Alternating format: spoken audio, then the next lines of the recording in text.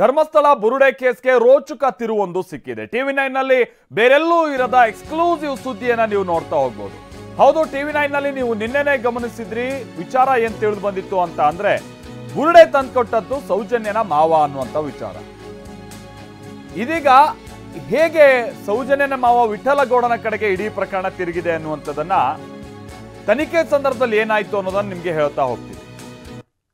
ಬುರುಡೆ ತಂದ್ಕೊಟ್ಟವನನ್ನ ಪತ್ತೆ ಹಚ್ಚಿರುವಂತ SIT ಈ ಮಾಹಿತಿಯನ್ನ ಎಲ್ಲಿಂದ ಪಡೆದುಕೊಳ್ತು ಅಂತ ಅಂದ್ರೆ ಮಟ್ಟಣ್ಣನವರಿಂದ ಅನ್ನುವಂಥದ್ದು ಗೊತ್ತಾಗ್ತಾ ಇದೆ. ಹೌದು, ಗಿರೀಶ್ ಮಟ್ಟಣ್ಣನವರ್ ಬುರುಡೆ ರಹಸ್ಯವನ್ನ SIT ಮುಂದೆ ಬಾಯ್ಬಿಟ್ಟಿದ್ದಾರೆ.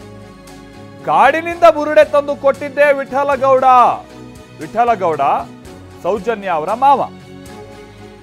SIT ವಿಚಾರಣೆ ವೇಳೆ ಗಿರೀಶ್ ಮಟ್ಟಣ್ಣನವರ್ ಈ ಹೇಳಿಕೆಯನ್ನ ಕೊಟ್ಟಿದ್ದಾರೆ.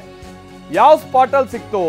11A ಸ್ಪಾಟ್ನ ಸ್ವಲ್ಪ ದೂರದಲ್ಲೇ ಈ ತಲೆಬುರುಡೆ ಸಿಕ್ಕಿತ್ತು ಅನ್ನುವಂಥದ್ದು ಮಾಹಿತಿ.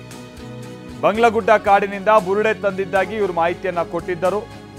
ನೇತ್ರಾವತಿ ಸ್ನಾನಘಟ್ಟದ ಸಮೀಪದಲ್ಲೇ ಇದೆ ಬಂಗ್ಲಗುಡ್ಡ. ಬುರುಡೆ ಕೇಸ್ ತನಿಖೆ ವೇಳೆ ಈ ಸ್ಫೋಟಕ ಸತ್ಯವನ್ನ ರಿವೀಲ್ ಮಾಡಿದ್ದಾರೆ ವಿಠಲಗೌಡ.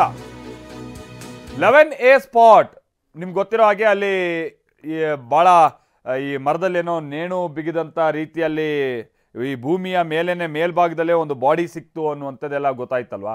ಸೊ 11 ಸ್ಪಾಟ್ ಹುಡುಕ್ತಾ ಅಲ್ಲಿಂದ ಸ್ವಲ್ಪ ದೂರದಲ್ಲೇ 11A ಸ್ಪಾಟ್ನಲ್ಲಿ ಒಂದು ಬಾಡಿ ಇದೆ ಬನ್ನಿ ಅಂತ ಹೇಳ್ಕೊಂಡು ಕರ್ಕೊಂಡು ಹೋಗ್ತಾನೆ ಯಾರು, ಚಿನ್ನಯ್ಯ. ಅಲ್ಲೇ ನೆಲದ ಮೇಲೇನೆ ಸ್ವಲ್ಪ ಮೇಲ್ಭಾಗದಲ್ಲಿನೇ, ಅಂದ್ರೆ ಏನೋ ಈಗ ಕೆಲ ದಿನಗಳ ಹಿಂದೆ ಸೂಸೈಡ್ ಮಾಡ್ಕೊಂಡಂತ ರೀತಿಯಾಗಿತ್ತು ಅದು ಅಂತ ಮಾಹಿತಿ. ಸೊ ಆ ರೀತಿಯಾದಂಥದ್ದು ಒಂದು ಬಾಡಿ ಸಿಕ್ಕಿತ್ತಲ್ವಾ ಅಲ್ಲಿ. ಅದೇ ಸ್ಪಾಟ್ನ ಸಮೀಪದಲ್ಲೇ ಈ ತಲೆಬುರುಡೆ ಕೂಡ ಸಿಕ್ಕಿತ್ತು ಅನ್ನುವಂಥದ್ದು ಮಾಹಿತಿ.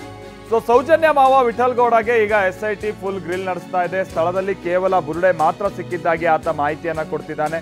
ಮರದ ಕೆಳಗೆ ಭೂಮಿ ಮೇಲ್ಭಾಗದಲ್ಲಿ ಬುರುಡೆ ಸಿಕ್ಕಿತ್ತು ಅಂತ ಆತ ಹೇಳ್ತಿದ್ದಾನಂತೆ. SIT ಸಂದರ್ಭದಲ್ಲಿ ಈ ತರನಾದ ರಹಸ್ಯವನ್ನ ವಿಠಲಗೌಡ ಬಾಯ್ಬಿಡ್ತಿದ್ದಾರೆ.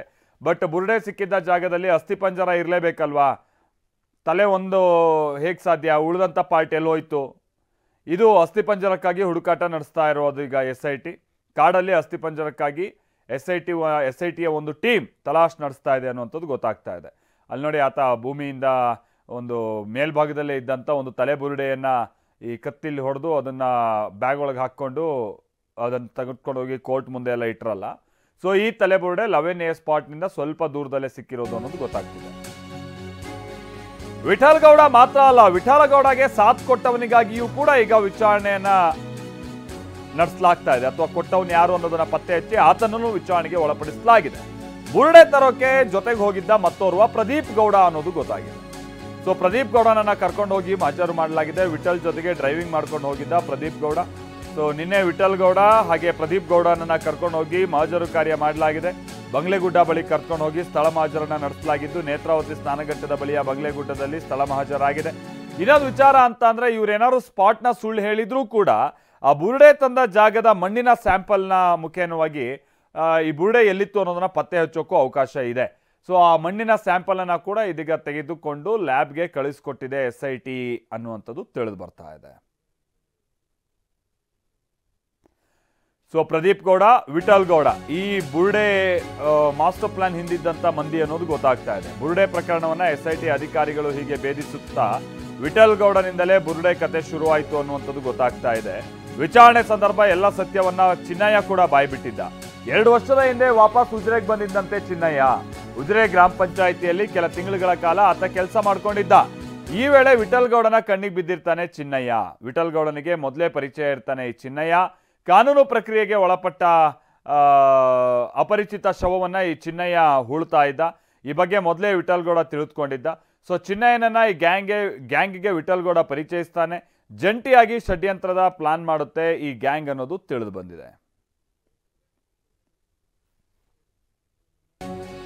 ಹಾಗೆ ಬುರುಡೆ ತಂದ ಸೌಜನ್ಯ ಮಾವ ವಿಠಲಗೌಡನನ್ನ ತೀವ್ರ ವಿಚಾರಣೆಗೆ ಒಳಪಡಿಸಲಾಗಿದೆ.